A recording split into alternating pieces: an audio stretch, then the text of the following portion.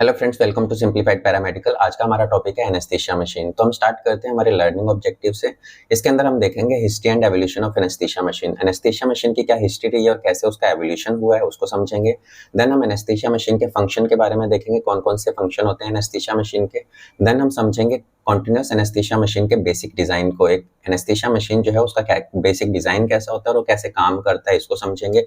Then anaesthesia machine के अंदर gases का फ्लो कैसे होता है इसको भी हम समझेंगे।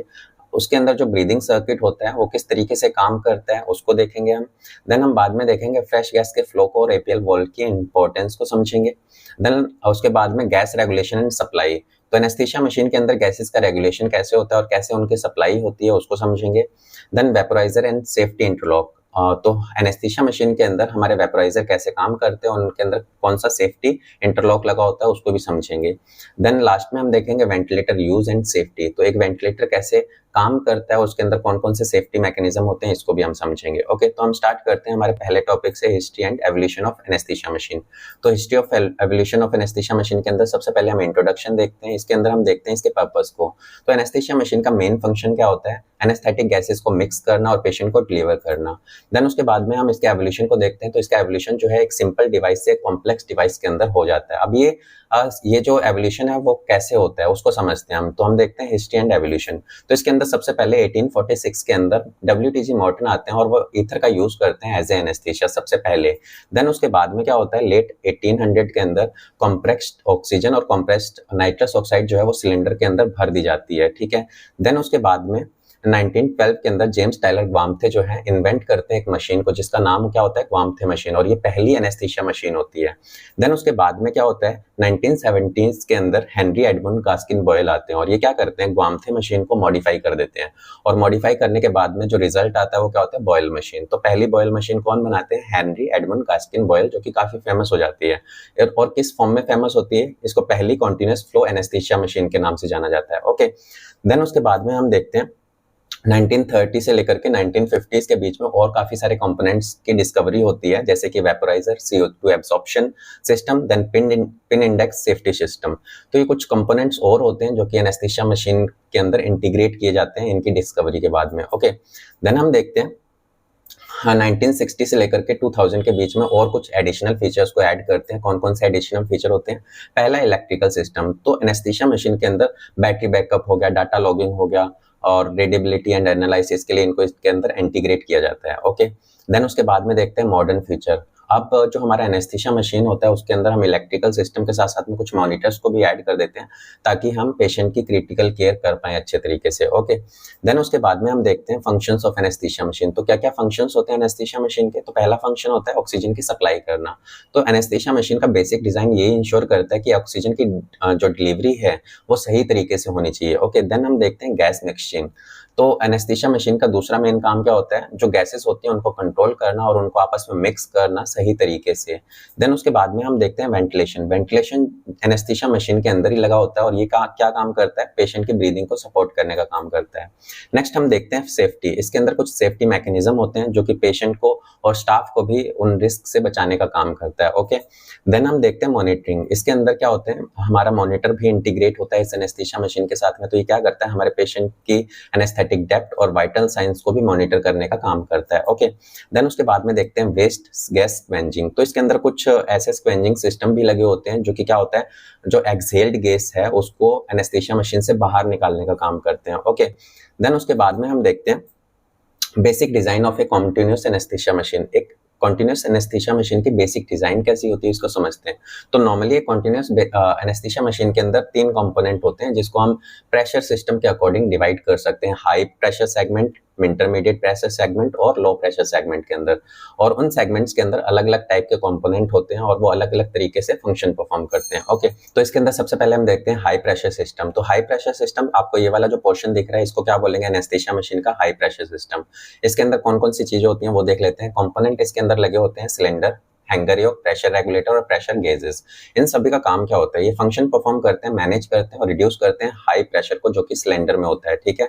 और जो पाइपलाइंस में होता है उनको भी रेगुलेट करने का काम करते हैं। देन इंटरमीडिएट प्रेशर सिस्टम, ये क्या करते हैं, इंटरमीडिएट प्रेशर को रेगुलेट करने का काम करते हैं। तो इसके अंदर जो कंपोनेंट होते हैं वो देख लेते हैं। तो इसके अंदर पाइपलाइन इनलेट होती है, प्रेशर गोज होते हैं, फ्लो कंट्रोल वाल्व होते हैं, ऑक्सीजन फ्लश वाल्व होती है और O2 फेल सेफ वाल्व भी होता है, ठीक है। तो ये इंटरमीडिएट प्रेशर सिस्टम, ये क्या काम करते हैं, रेगुलेट करते हैं और मॉनिटर करते हैं इंटरमीडिएट प्रेशर को। तो हाई प्रेशर जो सिस्टम है वो हाई प्रेशर को मैनेज करता है, देन इंटरमीडिएट प्रेशर सिस्टम जो है वो इंटरमीडिएट प्रेशर को मैनेज करता है, देन उसके बाद में लो प्रेशर सिस्टम के अंदर जो कंपोनेंट होते हैं उसके अंदर flow meter, vaporiser, common gas outlet और चेक वाल्व, ये सारे के सारे मिलकर के क्या करते हैं, कंट्रोल करते हैं और मिक्स करते हैं गैसेस को आपस में पेशेंट के अंदर डिलीवर करने से पहले। ओके, तो ये कुछ बेसिक डिजाइन होता है कॉन्टिन्यूस एनेस्थीसिया मशीन के अंदर। कॉन्टिन्यूस क्यों, क्योंकि सबसे पहले हाई प्रेशर को मैनेज किया जाता है जो कि सिलेंडर से आता है, हाई के बाद में उसके इंटरमीडिएट प्रेशर को रेगुलेट करते हैं, इंटरमीडिएट के बाद में लो प्रेशर को रेगुलेट करते हैं और लास्ट के अंदर हमारे पेशेंट के पास में लो प्रेशर के ऊपर पेशेंट को गैसेस डिलीवर की जाती हैं। ओके, देन हम देखते हैं flow of gases in anaesthesia machine. Anaesthesia machine के अंदर गैसेस का फ्लो कैसे होता है उसको हम समझते हैं डिटेल के अंदर। तो हाई प्रेशर सेगमेंट के अंदर प्रेशर कितना होता है, प्रेशर होता है 2000 से लेकर के 2200 psi या फिर हम इसको 137 या फिर 152 बार भी बोल सकते हैं। इसके अंदर क्या होता है,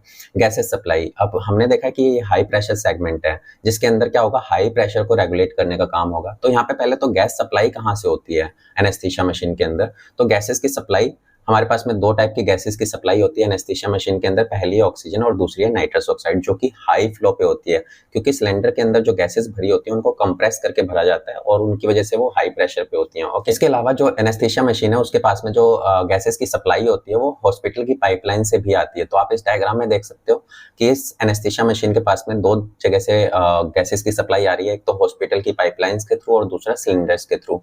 तो ये पाइपलाइंस और सिलेंडर जो होते हैं वो क्या करते हैं, एनेस्थीसिया मशीन के अंदर गैसेस को डिलीवर करने का काम करते हैं, जिसकी वजह से एनेस्थीसिया मशीन के अंदर गैसेस पहुंच पाती हैं। इसके अलावा हम देखते हैं हैंगर योक। हैंगर योक एक ऐसा कंपोनेंट है जो कि क्या करता है, जो ये सिलेंडर्स होते हैं इनको एनेस्थीसिया मशीन के साथ में कनेक्ट करवाने का काम करता है।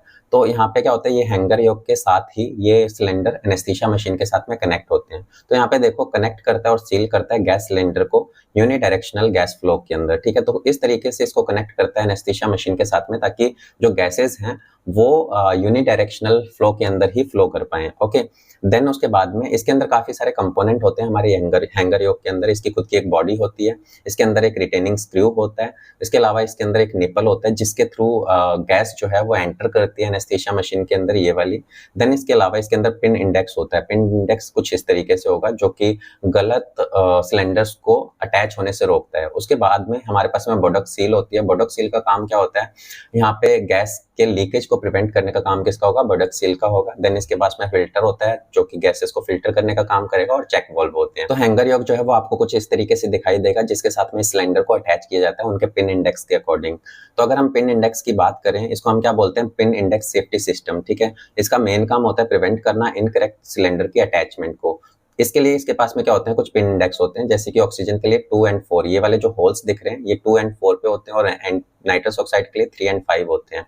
ये यहाँ पे जो हैंगर योक है ये स्पेसिफिक नाइट्रस ऑक्साइड के साथ ही कनेक्ट हो पाएगा। अगर हम यहाँ पे ऑक्सीजन के सिलेंडर को जोड़ने की कोशिश करेंगे तो वो अटैच नहीं होगा।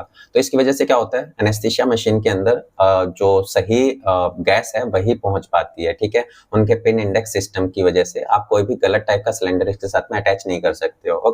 ओके, नेक्स्ट है हमारे पास में सिलेंडर प्रेशर गेज। तो हमारा जो सिलेंडर होता है वो एनेस्थीसिया मशीन के साथ में इस हैंगर योक की वजह से अटैच हो पाता है और पिन इंडेक्स की वजह से सही सिलेंडर को हम अटैच कर पाते हैं। अब इसी के साथ में हमारे पास में एक प्रेशर गेज भी होता है, और इस प्रेशर गेज का काम क्या होता है, जो सिलेंडर के अंदर गैसेस का प्रेशर होता है उसको मेजर करने का काम करता है। ओके, एंड लास्ट में हमारे पास में प्रेशर रेगुलेटर। और ये प्रेशर रेगुलेटर क्या काम करते हैं, ये वाले हमारे प्रेशर रेगुलेटर होते हैं। ये क्या काम करते हैं, ये हाई जो प्रेशर होता है सिलेंडर के अंदर उनको रिड्यूस करने का काम करते हैं। अब हम अगर बात करें प्रेशर की, तो ऑक्सीजन के जो सिलेंडर होते हैं उसके पास में जो प्रेशर होता है वो कितना होता है, 2200 psi का प्रेशर होता है, और जो नाइट्रस ऑक्साइड का सिलेंडर होता है उसके पास में 750 psi का प्रेशर होता है गैसेस का।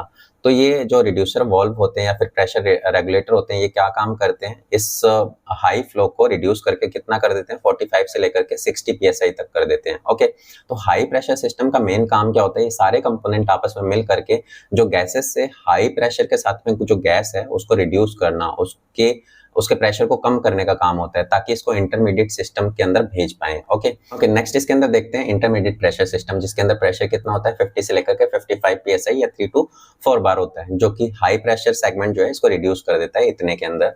अब ये जो प्रेशर है वो इंटरमीडिएट सिस्टम के अंदर रहेगा और इसका काम क्या होगा, इस प्रेशर को और ज्यादा रिड्यूस करना पेशेंट्स के लिए। ओके तो इसके अंदर कौन कौन सी चीजें आती हैं, पहला है पाइपलाइन सप्लाई ऑक्सीजन और नाइट्रस ऑक्साइड की।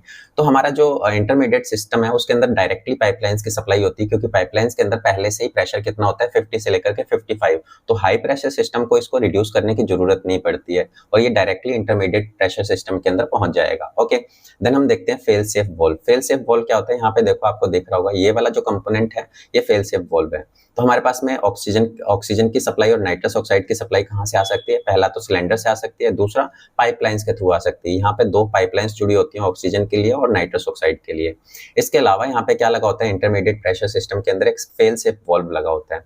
ये क्या काम करता है, ये नाइट्रस ऑक्साइड को स्टॉप कर देता है अगर ऑक्सीजन का प्रेशर जो है वो कम हो जाए। ठीक है, तो इसी वजह से इसको क्या बोलते हैं, फेल सेफ वॉल्व। अब मैंने आपको स्टार्टिंग में बताया था एनेस्थीसिया मशीन का मेन काम होता है ऑक्सीजन को सही अमाउंट के अंदर डिलीवर करना। अगर ऑक्सीजन का लेवल कम होता है तो ये बाकी गैसेस के फ्लो को भी क्या कर देगा, कट ऑफ कर देगा। यही फेल सेफ वॉल्व का मेन फंक्शन होगा। देन उसके बाद में क्या, ये कब काम करना बंद कर देता है, जब इसका प्रेशर जो है वो 30 psi के अराउंड हो जाता है। अगर मान लो ऑक्सीजन का प्रेशर पहले 50 से लेकर के 55 psi था, अगर इसका प्रेशर 30 psi के अराउंड हो जाता है तो ये फेल सेफ वॉल्व क्या करता है, नाइट्रस ऑक्साइड के फ्लो को रोक देगा। ओके देन हम देखते हैं oxygen supply and failure alarm. यहाँ पे हमारे पास में जो इंटरमीडिएट सिस्टम होगा, यहाँ पे ऑक्सीजन सप्लाई फेलियर अलार्म भी लगा होता है। इसका काम क्या होता है, अलर्ट कर देता है अगर ऑक्सीजन जो सप्लाई है वो कम हो जाती है। कितनी कम हो जाती है, 30 psi से कम हो जाती है या फिर 30 psi से इसका प्रेशर कम हो जाता है, तो हमारे पास में जो ऑक्सीजन सप्लाई फेलियर अलार्म है ये आपको इंडिकेशंस देना स्टार्ट कर देगा। ओके देन उसके बाद में second stage oxygen pressure regulator. यहाँ पे हमारे पास में second stage oxygen pressure regulator होता है, क्योंकि फर्स्ट स्टेज जो है वो हाई प्रेशर सिस्टम के अंदर था। सेकंड स्टेज जो ऑक्सीजन प्रेशर रेगुलेटर होता है वो आपके इंटरमीडिएट सिस्टम के अंदर होगा और इसका काम क्या होता है, रिड्यूस करता है और ज्यादा ऑक्सीजन के प्रेशर को और ज्यादा कम करने का काम करता है। तो ये रिड्यूस करता है कितना, 14 to 16 psi के अराउंड जो है प्रेशर को रिड्यूस कर देगा। और ठीक है, बाद में है oxygen flush valve. Oxygen flush valve जो है वो आपके इंटरमीडिएट सिस्टम के अंदर होगा कुछ इस जगह पे। ये क्या काम करता है, ये बाईपास करता है फ्लो मीटर को और वेपोराइजर को और डायरेक्टली पेशेंट के पास में ऑक्सीजन की सप्लाई हो पाती है इसकी वजह से। और ये प्रोवाइड करता है आपको हाई फ्लो ऑक्सीजन, जो कि कितना होगा 45 से लेकर के 55 psi या फिर 3 to 4 बार के बराबर इसका प्रेशर होगा, जो कि कॉमन आउटलेट से आप पेशेंट को डिलीवर कर पाते हो। ठीक है, तो ये इंटरमीडिएट प्रेशर सिस्टम होगा जिसके अंदर पाइपलाइंस के थ्रू गैसेज आती हैं, वहां पे फेल सेफ वॉल्व लगे होते हैं जो कि नाइट्रस ऑक्साइड को कट ऑफ कर देते हैं अगर ऑक्सीजन का लेवल कम हो जाता है। इसके अलावा यहाँ पे ऑक्सीजन फेलियर अलार्म भी होता है, जो कि ऑक्सीजन का लेवल कम होने पे आपको अलार्म देना स्टार्ट कर देगा। इसके अलावा यहाँ पे ऑक्सीजन प्रेशर रेगुलेटर होते हैं जो कि क्या काम करेंगे, प्रेशर को और ज्यादा कम कर देंगे ऑक्सीजन को, जो कि 14 to 16 psi के अराउंड हो जाएगा। ऑक्सीजन फ्लश वॉल्व क्या करेंगे, ये बाईपास करते हैं फ्लो मीटर को और वेपोराइजर को, और इसके अलावा ये डायरेक्टली पेशेंट को हम डिलीवर कर सकते हैं हाई प्रेशर के साथ में क्रिटिकल कंडीशन के अंदर। ओके, तो ये था हमारा इंटरमीडिएट प्रेशर सिस्टम। अब हम बात करते हैं लो प्रेशर सिस्टम के अंदर, जहां पे प्रेशर कितना होगा 14 to 16 psi या फिर 1 से लेकर के 1.1 बार के बराबर होगा। ओके, अब इसके अंदर कौन कौन से कंपोनेंट होते हैं, पहला इसके अंदर है फ्लो मीटर्स। तो फ्लो मीटर आप देख लेते हैं यहाँ पे।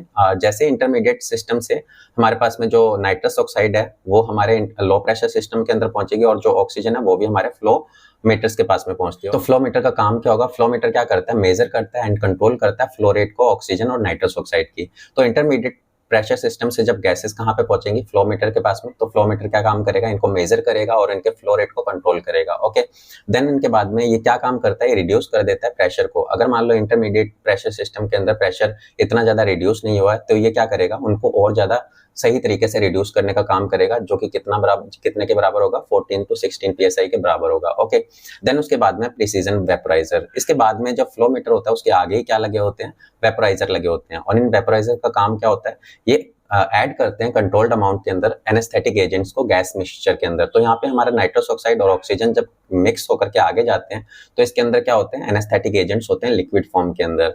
तो ये एनेस्थेटिक एजेंट क्या होते हैं, इन गैसेस के साथ में वेपराइज होकर के मिक्स हो जाते हैं और मिक्स होने के बाद में आगे चले जाते हैं। और जो हमारे वेपराइजर होते हैं वो लो प्रेशर के ऊपर ही काम करते हैं, जो कि कितना होता है 14 to 16 psi। अगर मान लो गैसेस का फ्लो अगर हाई प्रेशर के ऊपर आ रहा है तो आपका फ्लो मीटर जो है या फिर आपका जो वेपराइजर है वो काम ही नहीं करेगा, क्योंकि ये ऑपरेट ही कितने पे करता है 14 to 16 psi प्रेशर के ऊपर। ओके, देन उसके बाद में हमारे पास में फ्लो कंट्रोल वाल्व होते हैं जिनका काम होता है फ्लो को कंट्रोल करना। देन उसके बाद में हमारे पास में बैक फ्लो वाल्व होते हैं जिसका काम क्या होता है, इंश्योर करना जो गैसेस है उनका फ्लो यूनिडायरेक्शनल हो, एक ही डायरेक्शन के अंदर हो। तो इसको रोकने के लिए हमारे पास में क्या होते हैं, बैक फ्लो चेक वाल्व होते हैं। उसके बाद में हमारे पास में लास्ट में होता है common gas outlet. Common gas outlet जो होता है वो फाइनल पॉइंट होता है, और जहां पे हमारी जो मिक्स्ड गैसेस होती हैं वो होती हैं और वो डिलीवर होती हैं किसके अंदर, पेशेंट के अंदर लो प्रेशर के ऊपर, जो कि कितना होगा 14 to 16 psi के बराबर होगा। तो कॉमन गैस आउटलेट क्या करता है, जो भी मिक्स्ड गैसेस होती हैं उनको सही तरीके से पेशेंट को डिलीवर करने का काम करेगा। ओके, तो इस तरीके से लो प्रेशर सेगमेंट काम करेगा। तो जिसमें हमने देखा अभी high pressure segment high pressure को रेगुलेट कर रहा था, इंटरमीडिएट प्रेशर सिस्टम को रेगुलेट कर रहा था, और low pressure system low pressure को रेगुलेट करने का काम करेगा। और एट द एंड क्या होगा, ये जो लो प्रेशर के ऊपर गैसेस के मिक्सचर को पेशेंट के अंदर पहुंचाया जाएगा। ओके, इस तरीके से हमारी एनेस्थीसिया मशीन या फिर कॉन्टिन्यूअस एनेस्थीसिया मशीन का बेसिक डिजाइन होता है। ओके, नेक्स्ट हम स्टार्ट करते हैं ब्रीदिंग सर्किट से। तो एनेस्थीसिया मशीन के बाद में एनेस्थीसिया मशीन के कॉमन आउटलेट से गैस निकलने के बाद में अगर हम इसे पेशेंट के अंदर डिलीवर करना चाहते हैं तो हमें ब्रीदिंग सर्किट की जरूरत पड़ती है। और ये ब्रीदिंग सर्किट किस तरीके से काम करता है हम इसको समझ लेते हैं। सबसे पहले डिलीवरी ऑफ गैस मिक्सचर। तो सबसे पहले जब डिलीवरी होती है गैसेस मिक्सचर की तो ब्रीदिंग सर्किट क्या करता है, इन गैसेस या फिर गैस मिक्सचर को पेशेंट तक पहुंचाने का काम करता है। दूसरा, प्रिवेंटिंग CO2 रीब्रीदिंग। इनका मेन दूसरा काम होता है, ये पेशेंट को रीब्रीथ करने से रोकते हैं कार्बन डाइऑक्साइड को। मतलब एक बार अगर कार्बन डाइऑक्साइड निकाल दी उस गैस में से तो ये वापस से रीब्रीथ करने से बचाते हैं। ठीक है, देन थर्ड काम होता है पॉजिटिव प्रेशर वेंटिलेशन। ये क्या करते हैं, ब्रीदिंग सर्किट के अंदर पॉजिटिव प्रेशर को बना करके रखते हैं ताकि पेशेंट के अंदर वो गैसेस पहुंच पाए। Okay, then circle system component. जो ब्रीदिंग सर्किट होता है वो एक सर्कल सिस्टम कंपोनेंट्स की तरह काम करता है। इसके अंदर बहुत सारे कंपोनेंट होते हैं उस सर्कल के अंदर और वो एक तरीके से काम करते हैं, उसको हम समझ लेते हैं। तो सबसे पहले इसके अंदर कौन कौन सी चीजें होती हैं वो देखते हैं। Inspiratory and expiratory valve. ये क्या होते हैं, वन वे वाल्व होते हैं और इंश्योर करते हैं गैसेस के फ्लो को यूनि डायरेक्शन के अंदर, एक ही डायरेक्शन के अंदर फ्लो करने के लिए। तो मान लो यहाँ से आपके जो वेपोराइजर है, वेपोराइजर के बाद में हमारे पास में कॉमन गैस आउटलेट से इंस्पायरेटरी वाल्व के साथ में ये गैसेस जो है वो किसके पास में जाएंगी, पेशेंट के लंग्स के पास में जाएंगी। जब पेशेंट जो है एक्सेल कर देता है कार्बन डाइऑक्साइड को तो ये एक्सपायरेटरी वाल्व से निकल करके इस साइड में जाएंगी, हमारे सर्किट के दूसरी साइड से। ठीक है, देन उसके बाद में एक रिजर्वायर बैग होता है। तो यहाँ पे जाने के बाद में ये कुछ अमाउंट के अंदर क्या होगा, जो गैस होती है वो कहाँ पे चली जाती है, बैग या फिर वेंटी सिलेक्टर स्विच होता है यहाँ पे। अगर आपने बैग के ऊपर क्लिक कर रखा है, बैग के ऊपर लगा रखा है, तो ये जो गैस है वो कहाँ पे पहुंच जाएगी, आपके रिजर्वायर बैग के अंदर। तो ये जो गैस होगी वो आपके रिजर्वायर बैग के अंदर भरने लग जाएगी और ये आपको हेल्प करता है मैनुअल वेंटिलेशन के लिए। आप मैनुअली वेंटिलेट कर सकते हो। ठीक है, तो जब आप पेशेंट के साथ में मास्क को अटैच करते हो तो आपने देखा होगा आप सबसे पहले वेंटिलेटर को स्टार्ट नहीं करते हो, आप मैनुअल पे रखते हो। तो आप जब मैनुअल पे रखोगे तो गैसेस एक्सपायर होने के बाद में कहाँ पे पहुंच जाएंगी, आपके रिजर्वायर बैग के अंदर और वो भरना स्टार्ट हो जाता है। इसके बाद में क्या करते हैं, आप उसको मैनुअली वेंटिलेट कर पाते हो। ठीक है, अब इसके अंदर एक APL वाल्व भी होता है, इसको भी हम देख लेते हैं। यहाँ पे इसको बोलते हैं एडजस्टेबल प्रेशर लिमिटिंग वाल्व या फिर APL वाल्व। इनका काम होता है ब्रीदिंग सर्किट के अंदर या फिर पेशेंट के लंग्स के अंदर अगर गैसेस का प्रेशर बढ़ जाता है तो हम क्या कर सकते हैं, इसको ओपन कर सकते हैं और हाई प्रेशर को कम कर सकते हैं। ठीक है, तो ये क्या काम करता है, प्रेशर को एडजस्ट करने का काम करता है। अगर ब्रीदिंग सर्किट के अंदर ज्यादा प्रेशर है तो आप इसको कम कर सकते हो APL वाल्व के थ्रू। ओके, देन उसके बाद में CO2 एब्जॉर्बर। CO2 एब्जॉर्बर क्या करता है, जो एक्सहेल्ड गैस होती है, जो पेशेंट ने गैस बाहर निकाली होती है, जो एक्सहेल्ड गैस होगी वो इस एक्सपायरेटरी वाल्व से आगे जाएगी। जाने के बाद में यहाँ पे एक CO2 एब्जॉर्बर लगा होता है और CO2 एब्जॉर्बर क्या काम करता है, इसमें से कार्बन डाइऑक्साइड को एब्जॉर्ब करने का काम करता है। ओके, देन उसके बाद में बाईपीस। बाईपीस क्या होता है, ये वाला जो कंपोनेंट होता है इसको हम क्या बोलेंगे, बाईपीस बोलेंगे। और ये क्या काम करता है, सर्किट को कनेक्ट करने का काम करता है पेशेंट के साथ में। ओके, तो ये सर्कल सिस्टम के कंपोनेंट्स होंगे जो कि आपस में मिल करके पेशेंट को सही तरीके से गैस मिक्सचर को प्रोवाइड करने का काम करेंगे। ओके, देन हम स्टार्ट करते हैं हमारे फ्रेश गैस फ्लो और APL वाल्व को। तो किस तरीके से गैसेस का फ्लो होता है और एपीएल वाल्व कैसे काम करते हैं उसमें देखते हैं। पहला प्रेशर कंट्रोल। तो एपीएल वाल्व क्या काम करते हैं, प्रेशर को कंट्रोल करने का काम करते हैं रिजर्वायर बैग के अंदर और पेशेंट के लंग्स के अंदर। ओके, इसके अलावा नेक्स्ट है फ्लो रेट एडजस्टमेंट। अगर मान लो आपने एपीएल वाल्व का यूज करके वहां से प्रेशर को कम कर देते हो, तो वहां पे अगर आपको प्रेशर को फिर से बढ़ाना है तो आप फ्लो रेट को एडजस्ट करके वापस से उस प्रेशर को नॉर्मल प्रेशर के ऊपर ला सकते हो। ओके, नेक्स्ट इसके अंदर हम देखते हैं सर्किट टाइप्स। तो हमारे पास में अलग अलग ब्रीदिंग सर्किट होते हैं और अलग अलग तरीके से वो काम करते हैं। पहला है क्लोज सर्किट। क्लोज सर्किट का काम होता है सभी की सभी जो एक्सहेल्ड गैस होती है, जो पेशेंट एक्सहेल करता है गैसेस को, उनको पूरे की पूरे गैस को वापस से रीब्रीथ करना CO2 को रिमूव करने के बाद में। हमने देखा था ना यहाँ पे CO2 एब्जॉर्बर लगा हुआ है, तो ये क्या करेगा, जब गैस यहाँ पे जाएगी तो CO2 एब्जॉर्बर क्या करेगा, उस गैस में से सारी की सारी CO2 को एब्जॉर्ब कर लेगा और वो गैस वापस से रीब्रीदिंग के लिए चली जाएगी। ओके, देन उसके बाद में हमारे पास में ओपन सर्किट। यहाँ पे क्या होगा, कोई भी गैस जो है वो वापस से रीब्रीथ नहीं होगी, यहाँ पे सोडा लाइम नहीं होगा या फिर CO2 एब्जॉर्बर नहीं होगा और वो क्या होगी, वो सारी की सारी बाहर निकल जाएगी। ठीक है, ओपन सर्किट के अंदर। देन उसके बाद में पार्शियली क्लोज सर्किट। इसके अंदर ये mix of fresh and rebreathed gases is deliver. यहाँ पे क्या होता है, कुछ अमाउंट के अंदर फ्रेश गैस होती है और कुछ अमाउंट के अंदर रीब्रीथेड गैस जो होती है उसको पेशेंट के पास में डिलीवर करेंगे। ओके, तो इस तरीके से ब्रीदिंग सर्किट हमारे काम करते हैं। ओके, नेक्स्ट हम देखते हैं गैस रेगुलेशन एंड सप्लाई। तो हमारे पास में गैसेस की रेगुलेशन कैसे होती है और उनकी सप्लाई कैसे होती है वो समझते हैं। पहला है प्रेशराइज्ड गैस सोर्स। हम पहले एनेस्थीसिया मशीन के पास में दो तरीके से गैसेस को सप्लाई करते हैं, एक सिलेंडर से, एक हॉस्पिटल सप्लाई से। Pressure regulation. हमारे एनेस्थीसिया मशीन के पास में अलग अलग टाइप के प्रेशर सिस्टम थे, जो कि हाई प्रेशर सिस्टम, इंटरमीडिएट और लो प्रेशर सिस्टम, जिनका काम क्या था, वो सारे के सारे गैसेस के प्रेशर को रेगुलेट करना, मैनेज करना, पेशेंट के अंदर सेफली डिलीवर करने के लिए। थर्ड इसके अंदर फ्लो रेगुलेशन। अब जब पेशेंट के अंदर हम इसको डिलीवर कर रहे हैं तो उसके फ्लो रेट को का रेगुलेशन भी सही तरीके से होना चाहिए। तो हमारे एनेस्थीसिया मशीन के पास में क्या थे, फ्लोमीटर्स थे, हमारे वेपोराइजर्स थे। जो फ्लोमीटर्स थे वो क्या काम कर रहे थे, उनके फ्लो को कंट्रोल कर रहे थे ताकि पेशेंट को सही अमाउंट के अंदर सही प्रेशर के साथ में डिलीवर कर पाए उन गैसेस को। ओके, देन उसके बाद में हाइपोक्सिक गार्ड। अब पेशेंट को हाइपोक्सिया से बचाने के लिए, पेशेंट के अंदर ऑक्सीजन की कमी ना हो जाए, इससे बचाने के लिए हमारी एनेस्थीसिया मशीन के अंदर हाइपोक्सिक गार्ड लगा होता है। और इसका काम क्या होता है, ये हाइपोक्सिया को प्रिवेंट करने का काम करता है, मतलब ये रोकता है कि पेशेंट के अंदर ऑक्सीजन की कमी ना हो। ये कैसे इस चीज को करता है, ये क्या करता है, स्टॉप कर देता है बाकी सभी गैसेस को। अगर ऑक्सीजन का लेवल कम हो जाता है उस गैस मिक्सचर के अंदर, अगर गैस मिक्सचर के अंदर ऑक्सीजन का लेवल कम है तो ये क्या करेगा, बाकी की गैसेस को भी स्टॉप कर देगा आपका anaesthesia machine. Then second number पे है नाइट्रस ऑक्साइड सेफ्टी। अभी बताया सेम ही है, अगर आपके नाइट्रस ऑक्साइड के साथ में इनफ अमाउंट के अंदर ऑक्सीजन नहीं है तो क्या करेगा, ये नाइट्रस ऑक्साइड को कट ऑफ कर देगा, नाइट्रस ऑक्साइड को बंद कर देगा आपका एनेस्थीसिया मशीन।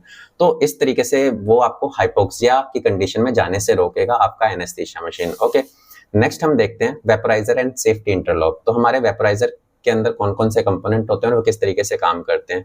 पहला, gas mixture passes the chosen gas mixture goes through vaporiser. तो हमारे पास में नाइट्रस ऑक्साइड और जो ऑक्सीजन थी उनका गैस मिक्सचर जब वेपोराइजर के पास में जाता है तो ये जो वेपोराइजर के अंदर जो एजेंट्स होते हैं उनके साथ में मिक्स हो जाते हैं। Okay, adding volatile liquids. तो क्या होता है, जो वेपोराइजर होते हैं वो सेट अमाउंट के अंदर एनेस्थेटिक लिक्विड्स जो होते हैं उनको वेपोराइज करते हैं और उनको गैस मिक्सचर के साथ में ऐड कर देते हैं। Then safety interlock. Safety interlock के अंदर हमारे पास में only one anaesthetic can be added at a time to avoid mixing. तो हमारे एनेस्थीसिया मशीन के अंदर जो वेपोराइजर होते हैं या तो वो सिंगल वेपोराइजर मशीन हो सकती है या फिर वो डबल वेपोराइजर मशीन हो सकती है। एक एनेस्थीसिया मशीन के अंदर दो वेपोराइजर अटैच हो सकते हैं, बट उनके अंदर सेफ्टी इंटरलॉक लगा होता है कि आप एनेस्थीसिया मशीन के अंदर जो वेपोराइजर है वो एक टाइम पे सिर्फ एक वेपोराइजर ही काम करेगा। ठीक है, आप दोनों वेपोराइजर को एक साथ में यूज में नहीं ला सकते हो, वहां पे एक सेफ्टी इंटरलॉक लगा होता है। इसके अलावा जो वेपोराइजर्स होते हैं वो कलर कोडेड होते हैं। आप स्पेसिफिक एनेस्थीसिया मशीन में स्पेसिफिक टाइप का ही वेपोराइजर यूज कर सकते हो और उसके अंदर अगर आपको मेडिसिन भी डालनी है वो भी क्या होती है, कलर कोडेड होती हैं, आप जिससे कि आप गलत वेपोराइजर के अंदर गलत टाइप की मेडिसिन ना डाल दो। यहाँ पे हमारे पास में जो इसमें मेडिसिन डालने के लिए जो कैप्स वगैरह होती हैं वो भी सेम कलर की होंगी ताकि आपसे मिस्टेक ना हो कोई भी। Okay, then oxygen flush valve. Oxygen flush valve क्या काम करता है, इमीडिएट ऑक्सीजन का डिलीवरी करने में हेल्प करता है जब आपको लार्ज अमाउंट के अंदर ऑक्सीजन की रिक्वायरमेंट हो, जैसे हाइपोक्सिया की कंडीशन आ जाती है अगर पेशेंट को तब।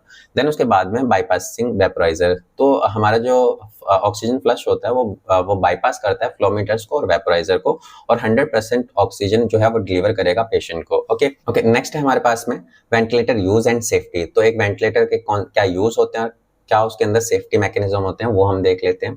पहला type of ventilator, different type के एनेस्थीसिया मशीन के अंदर डिफरेंट टाइप के वेंटिलेटर हो सकते हैं, जैसे कि बेलो वेंटिलेटर्स होते हैं, पिस्टन ड्रिवन वेंटिलेटर्स होते हैं। Okay, then regulating circuit pressure, तो वेंटिलेटर का काम होता है सर्किट के अंदर प्रेशर को रेगुलेट करना।